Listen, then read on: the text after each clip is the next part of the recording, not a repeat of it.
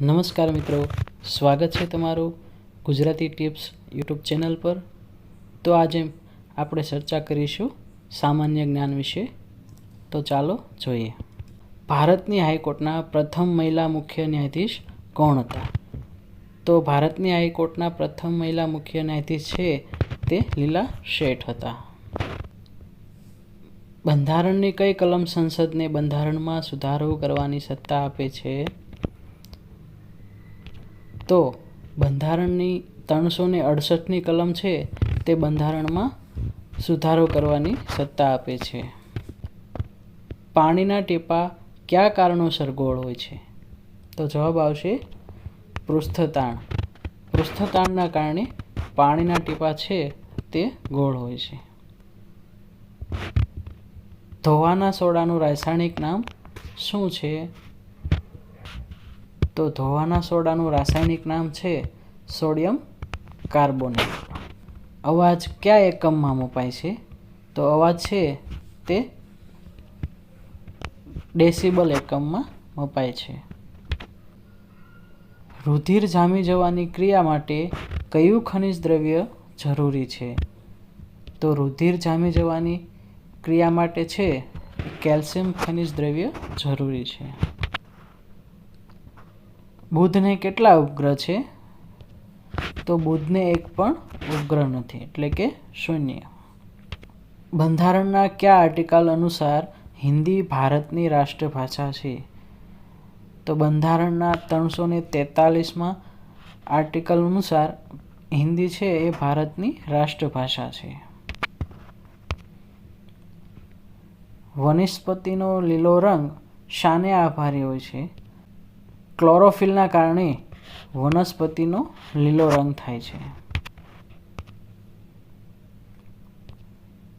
ગિરનાર પર્વતનું પૌરાણિક નામ શું હતું? તો ગિરનાર પર્વતનું પૌરાણિક નામ છે તે રૈવતક હતું. ચૂંટણી કમિશનની રચના માટે બંધારણના કયા આર્ટિકલમાં જોગવાઈ કરવામાં આવી છે? તો 342. હેમચંદ્રાચાર્યનું મૂળ નામ શું હતું?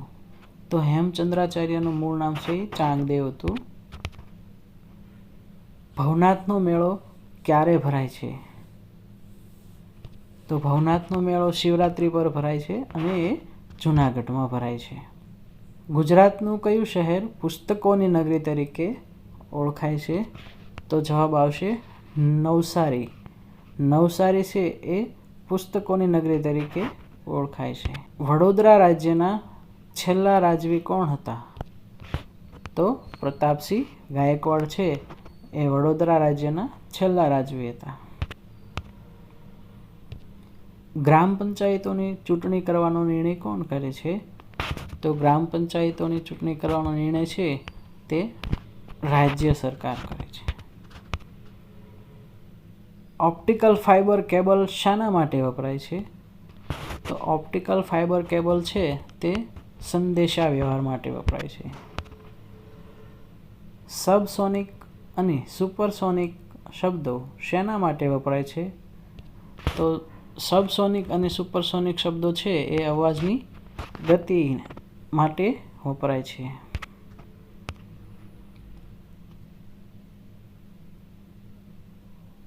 તેજાબનો વરસાદ થવાની ઘટના માટે કયો વાયુ કારણભૂત હોય છે? તો સલ્ફર ડાયોક્સાઇડ, જેના કારણે તેજાબનો વરસાદ થાય છે.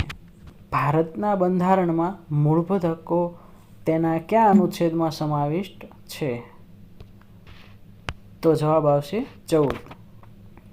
આલિયા બેટ કઈ નદીમાં સ્થિત છે? તો જવાબ આવશે નર્મદા નદીમાં આલિયા બેટ આવેલ છે. ભારતીય બંધારણ અનુસાર મૂળભૂત અધિકારોનું રક્ષણ કોણ કરે છે? તો જવાબ આવશે ન્યાયપાલિકા છે એ મૂળભૂત અધિકારોનું રક્ષણ કરે છે. ભારતની બંધારણ સભાના સલાહકાર કોણ હતા? તો જવાબ આવશે BN રાવ. BN રાવ છે બંધારણ સભાના સલાહકાર હતા.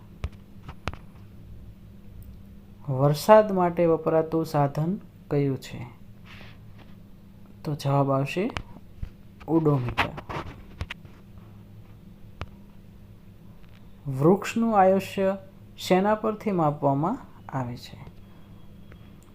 તો વૃક્ષનું આયુષ્ય છે તે તેના વર્તુળાકાર વલયો પરથી માપવામાં આવે છે.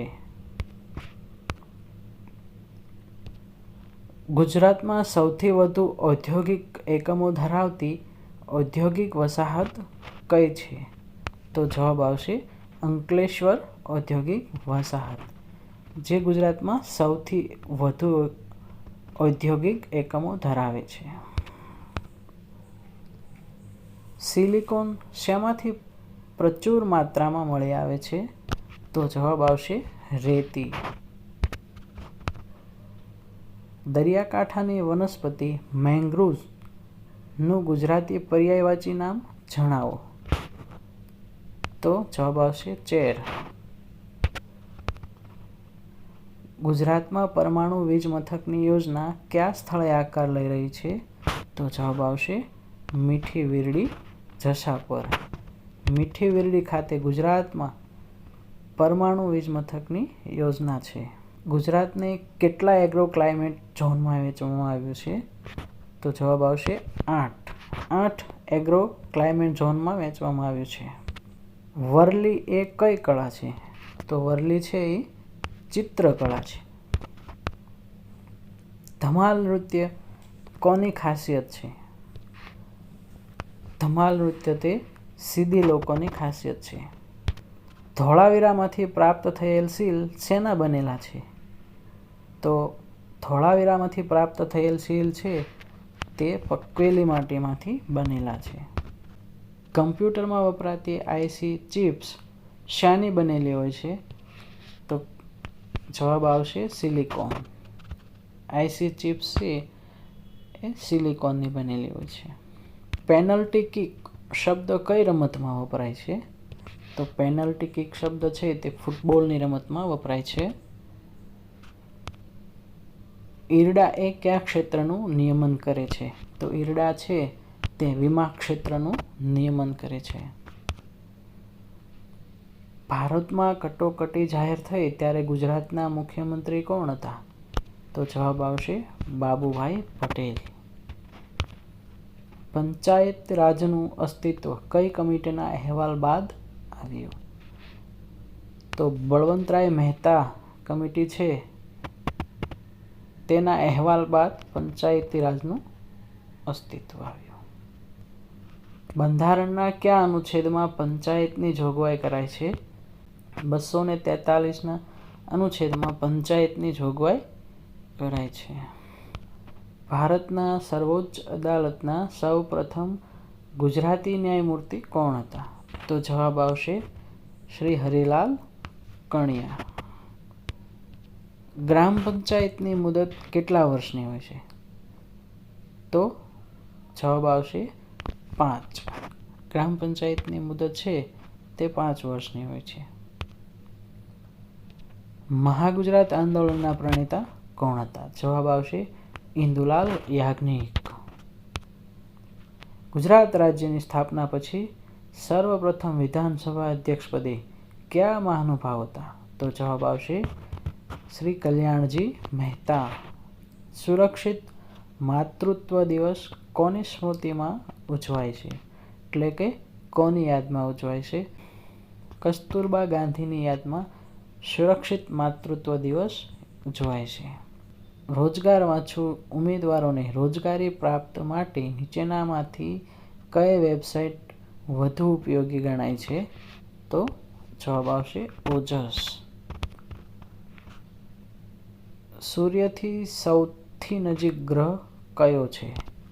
તો બુધ છે તે સૂર્યથી સૌથી નજીકનો ગ્રહ છે.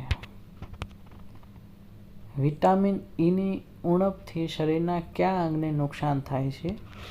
તો આંખને છે વિટામિન ઈ ન હોય તો નુકસાન થાય છે. ગુજરાતમાં બારડોલી સત્યાગ્રહ સાથે કોનું નામ જોડાયેલું છે? તો જવાબ આવશે સરદાર પટેલ. સ્વતંત્રતા ચળવળ વખતે ચલો દિલ્હીનો નારો કોણે આપ્યો હતો? તો જવાબ આવશે નેતાજી સુભાષચંદ્ર બોઝ, જેમણે ચલો દિલ્હીનો નારો આપ્યો હતો. ભારતમાં અફીણની ખેતી ક્યાં થાય છે?